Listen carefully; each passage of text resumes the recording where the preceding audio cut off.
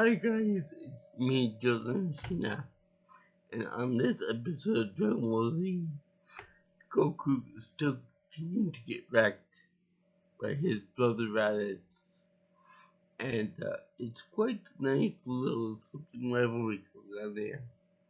But then we come across the most important aspect of this episode, the thing that's been building up so far, and will become much more prevalent as the series goes on. Gohan's rage. And it's quite fitting that this is the 5th episode of the first season, because it introduces Gohan's hidden power, if you will, which again will become much more potent when later on in the show, in the history of the show.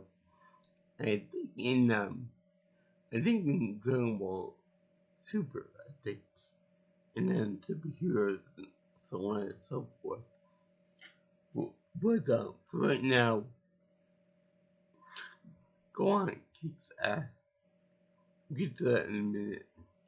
But right now, in the beginning of the fight with between Goku, Piccolo, and Raditz, the alien menace. And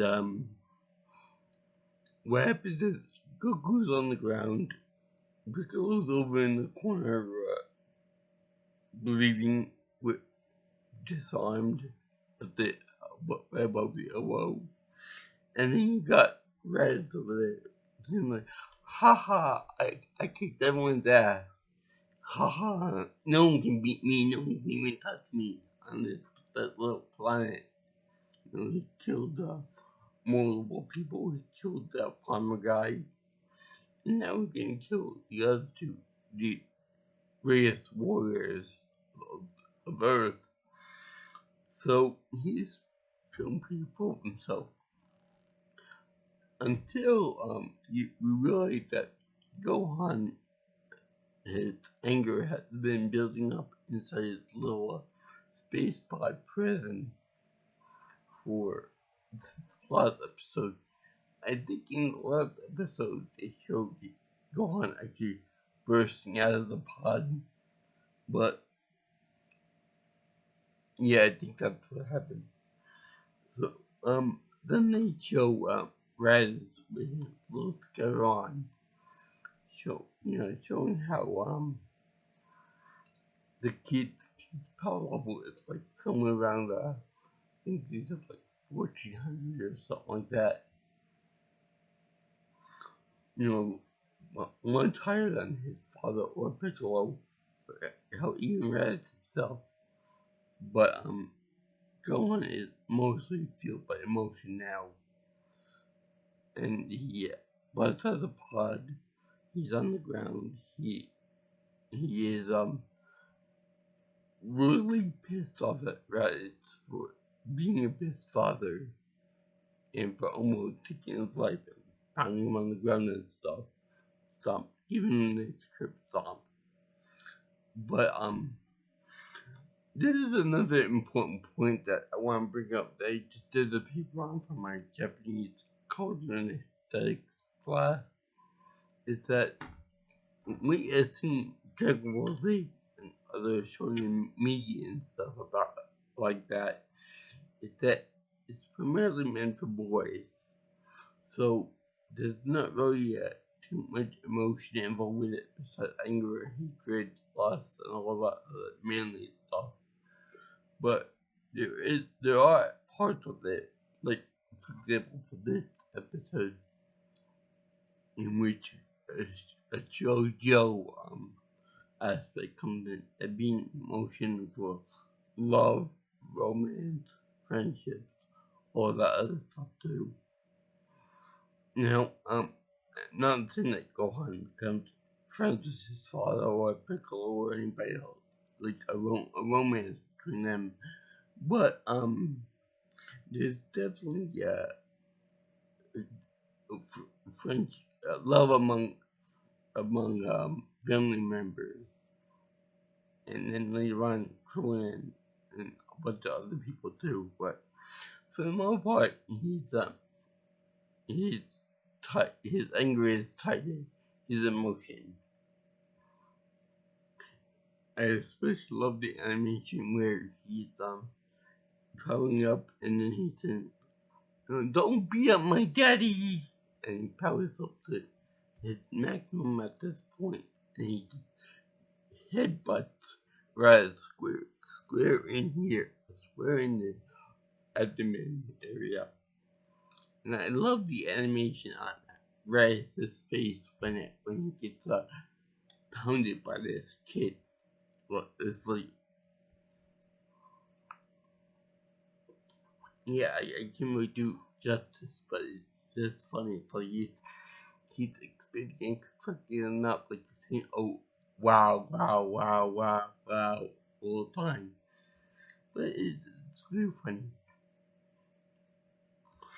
He staggers back because he can't, he can't believe that this kid is runs like about yay big, yay big, is able to pierce his armor, let alone hurt him, let alone hurt the big powerful character.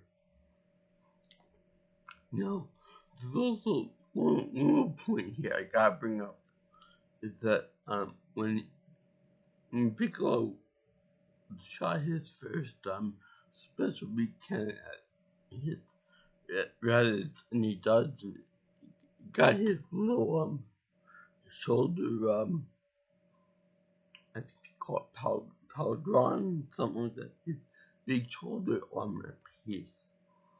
And now during the entire episode, it's like the damage on it kind of shifts between being very short damage, with almost the entire piece is gone, and being longer than what it is. But besides that, there are two other errors, but I'll get to it eventually. Now, we next part is that Raditz ends up being pissed off the kid, meaning that number one, he damaged him. Number two, he humiliated him because he's a little kid, like 5-year-old, 5 or 6 years old, and he was able to do such potent damage to this elite warrior, and then he goes over to kill him, give him a proper saying death, because otherwise it would be a problem for him and his family and stuff. Because if he ever learned to control that rage and that power, he could be a real menace to his friends and his species. So he smacks the kid into unconsciousness, which is very funny because he's I've heard actors on the eyes for for when you're dead and when you got the like the swirly eyes for like when you're drunk or dazed or whatever. But they put the swirly eyes on Gohan when he's unconscious, like sleeping. I don't know, I just found that weird. It's nothing too big of a deal. So then Red goes over to kill the kid, and Goku, being the monster hero of the story, goes over there and puts Red in like a full Nelson lock to prevent him from escaping and to prevent him from hurting his son even more than what he already is. So, then Piccolo decides to try to use his special beacon again to aim for the weak spot in Rad's armor and kill him. But being that Goku is logged in there with him, holding him in place, Goku can't escape the beam cannon too. So he ends sacrificing himself. Which I could swear there are other swords that did that too, but this one was my first anime, so it gotta go with punches on this one. So he ends up charging the special beam cannon, which I think is more powerful, yet it goes faster than the first time. I guess the more he does it, the faster he charges, something like that. Anyway, it's a cartoon. It's about logic. So, even though Goku is holding Red and he's ready to die for all this, there's a little bit of repeat animation where they show him in the headlock, and they show Goku with Rad's fabulous hair in his face. Where it would get more in the way, but that's neither here nor there.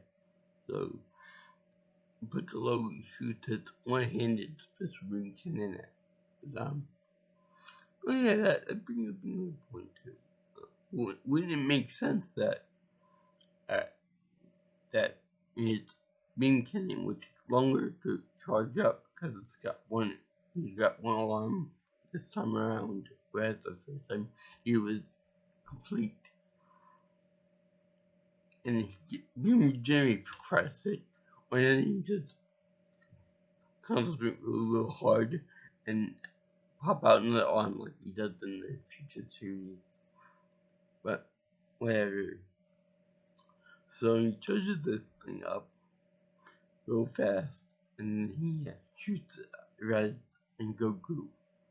Now, to quote my dear sweet aunt, I will say this: there was penetration.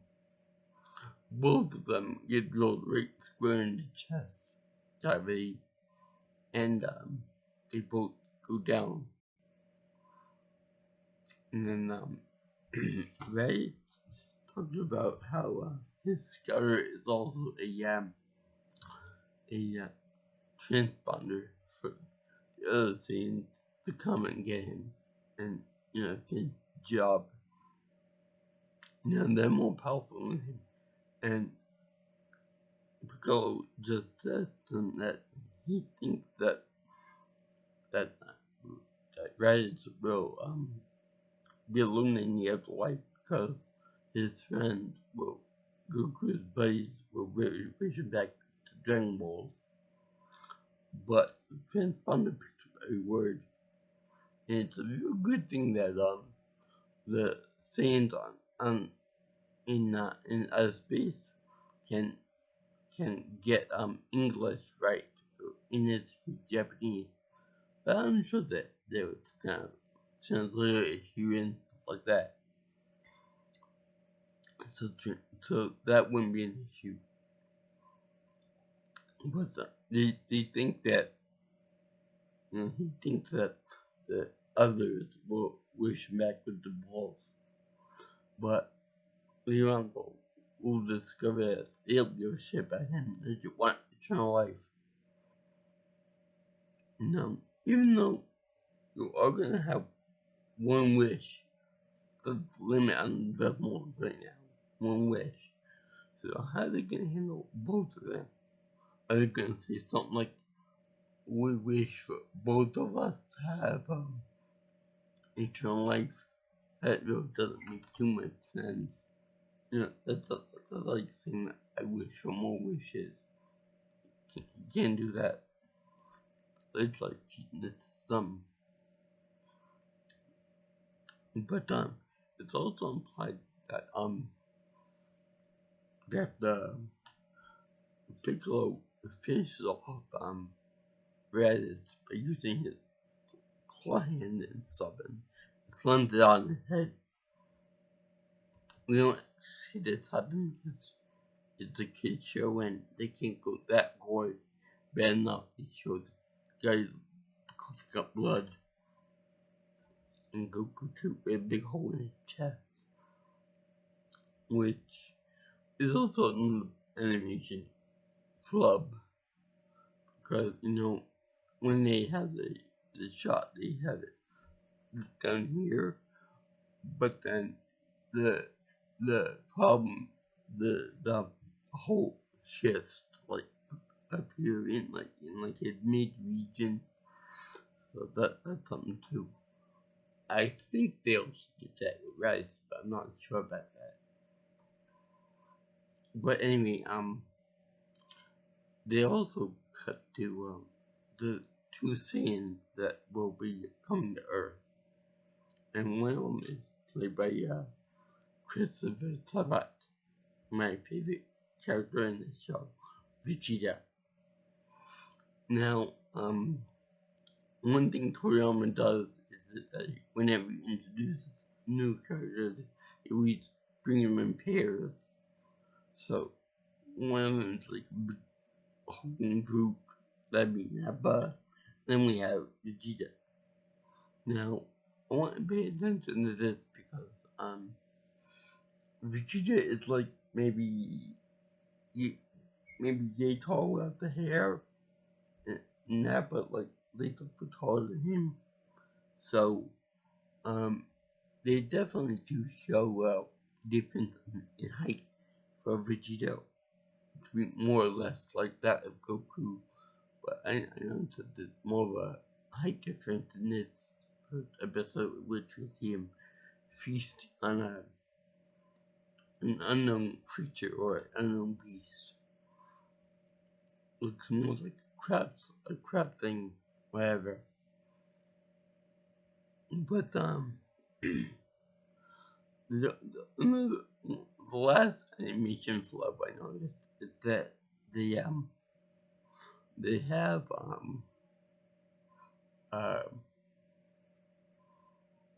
I have Vegeta's hair being like light brown, lighter than my hair, and that's curious because in the rest of the show, whenever they have him, normal form, Vegeta, they always have him with black hair, and they say that Saiyans always have black hair, which could be because of the atmosphere of the planet, messing up the hair color and stuff.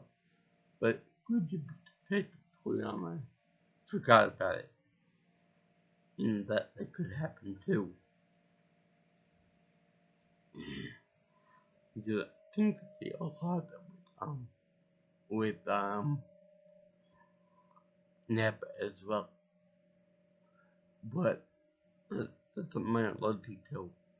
But the reason I bring up the voice actor is because when I first saw these episodes, I saw it with Brian Drummond as Vegeta, and he has a more noticeably a higher voice than the other guy did. Sabit, if I'm pronouncing that right. But yeah. Also, I should point out that in this episode, whenever Goku screams, you got the guy Sean Schmel, that's his name. There's a certain point in which whenever he screams, it gets to the point where it's too much for the human body to actually produce the noise that he produces for the show. So I'm thinking that he has really good lungs, or they probably did it some kind of digital, like lengthening the sound, so that one noise, 1 minute worth of noise will become like 5 minutes or whatever the case is. Also, Sean does have quite the range of voices when it comes to screaming in pain. that's someone he went to develop, much later on because the role is a fighter and all that. So I would imagine that he would have to develop, quite a low um voice range that. But it shows that could be good because it shows the dynamic of the thing, meaning that the weaker one hopes that the strong one will try to, resurrect him somehow, but they turn out that backstabbing and savage because Nappa and Vegeta don't give a fuck about riots. They just want to reach on Dragon Ball to become to have eternal life for themselves. They don't care about him whatsoever, which will carry on in the next battle. Now, I got to say something about the battle after. Raditz, the fight was pretty good, but it was the shortest record-breaking battle I've ever seen in the show. Maybe in Dragon Ball too. I don't know, I haven't seen the entire show. But you are never gonna find another battle or fight scene last only 3 or 4 episodes. Everything else is it goes into like the double digits. Most of them. Sometimes the fight could last over 20 if you include all the form changes and whatnot. And also, I gotta point out that when Nappa and Vegeta are on the planet, whatever, which has suspiciously Namekian trees on it, and weird trouble like dog creatures there from Star Trek. They actually mentioned about getting eternal life, and then they fought becoming like the Super Saiyans of Legend. Now I don't know if it's a retcon, but they did it for this. They actually mentioned the Super Saiyan Legend, which I always thought that the Super Saiyan Legend was something they brought up eventually on in the series when Goku was fighting the Frieza. But I'll get more into that when that fight actually happens. But for right now, that's cool that they do this now. And then they get into the little space pods, which, by the way, I have to ask, how is it that they're able to help with the life supporting equipment on a little space pod that's only like barely big enough for one person in their armor. Vegeta is short so he can handle it, but Raditz and then Nappa are much bigger inside. So they can barely fit in. They would need food, water. I think it's implied that the Saiyans can breathe in space, so oxygen wouldn't be an issue, but still, everything else would be kind of an issue. Plus, how the hell do they go to the bathroom in those little trim spaces? And, I gotta say, for this episode, the main character, Goku, in the Blaze of Glory, like that, it was actually pretty amazing. And also, one thing too is that, that Saiyans don't give a shit about Raditz and they want to get eternal life for themselves. It's still pretty weak on the technical order of enemies. So it'd be like the Call of Duty saga, movie and saga. You know, you got this eternal living thing that can kill, but more or less weak in comparison to everything else. So that's kind of funny and weird that they do that. But they do have some balls that actually, well, they had some pretty big Dragon Balls, if you will, for killing off the main character within 5 episodes of the start of the show. Now, if they didn't Dragon Balls, it'd be like I would have been crying my eyes out. I probably would have been crying my eyes out. I had seen the original run of Dragon Ball too, because you get to know this character as a young kid and an adult and his father and all that. So they did have some balls on that. But then later on, they show get Gohan becoming the big bad fighter and stuff. A good guy though, but still fighting on a lot. Very, very powerful. Now, there's one little thing about the Zenkai boost that seems to get whenever they receive a lot of damage, and then they become more powerful because of it. I always thought that the caveat to that was that the thing had to receive damage and live through it. I think it's kind of cheating whenever they say, that I got this ultimate ability where I can get damaged, get really powerful, get damaged, and then I die, and then yet life will be more powerful than when in the first. Kind of sounds a little Star-Wars-ish to me. Stricken down will be more powerful than you ever imagined. But that's neither here nor there. And so that's another little issue that Toei Animation forgot about.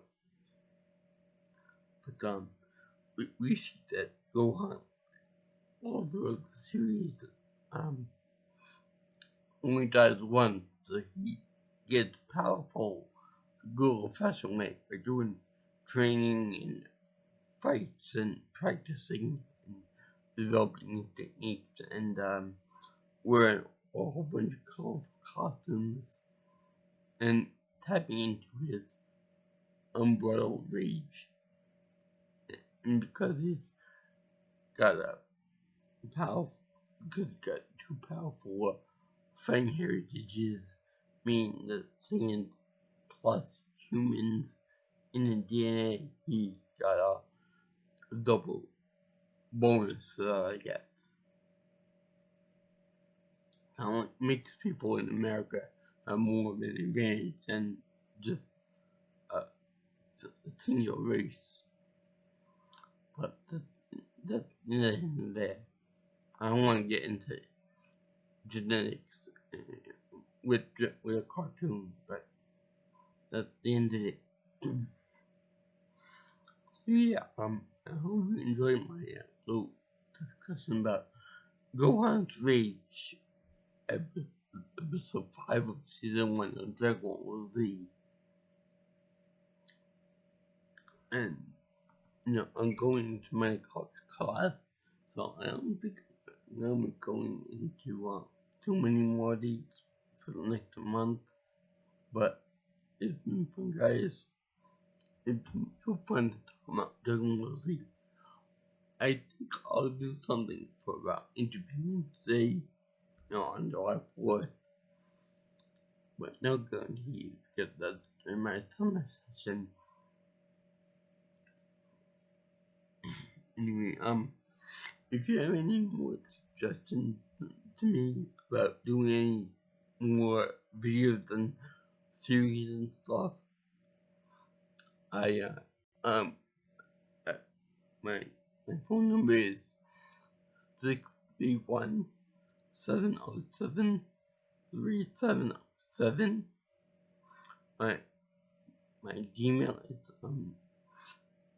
jjviewingchannel@gmail.com. That was JJ's viewing channel at Gmail. And my Twitter is PMilsonPro. And yeah, you know, you shoot me a line and everything else. Also, as you can obviously tell, this is the Toei Animation t-shirt. I do have some other shows that I have in mind for doing this, but not the remake of it.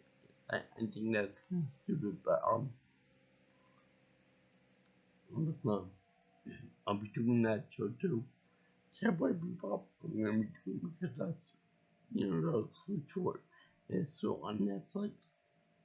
And possibly I'll do Inuyasha, but also I got my first COVID shot last week, and everything went by good. So I'm gonna be doing the next one probably at the end of June, maybe July. So I'll see you, and have fun and be safe out there.